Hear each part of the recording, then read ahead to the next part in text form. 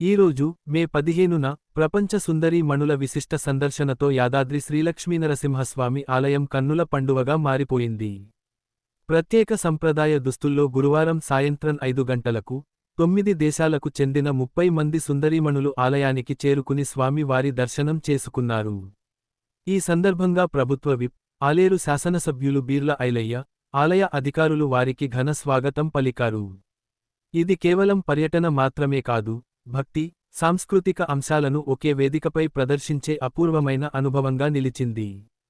ఈ సందర్భంగా ప్రోటోకాల్ అతిథి గృహంలో ఆలయ vice chairman Kishan Rao projector ద్వారా ఆలయ విశిష్టతను వారికి వివరించారు. ఆ తర్వాత సుందరీ మణులను ఆలయ సందర్శనకు తీసుకువెళ్లారు. అఖండ దీపమండపం వద్ద వారు దీపారాధన చేశారు.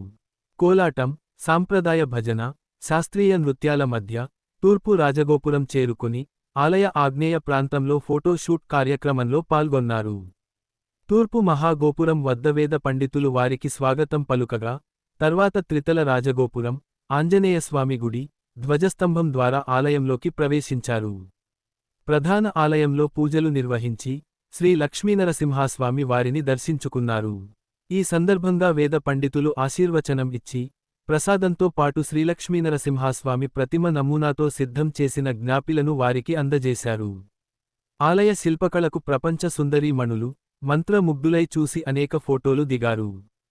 కోలాటం, పాటలతో యువతులు నృత్యాలు చేయగా, వాటిని చూసి మైమరిచిపోయిన సుందరీ మణులు కోలాట కర్రలు తీసుకుని, కోలాటం పాటలకు లయబద్ధంగా నృత్యాలు చేశారు.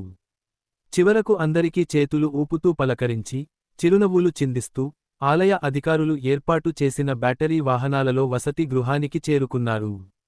అక్కడ వారికి ప్రత్యేకంగా ఏర్పాటు చేసిన ప్రభుత్వ బస్సులలో తిరుగు ప్రయాణమయ్యారు.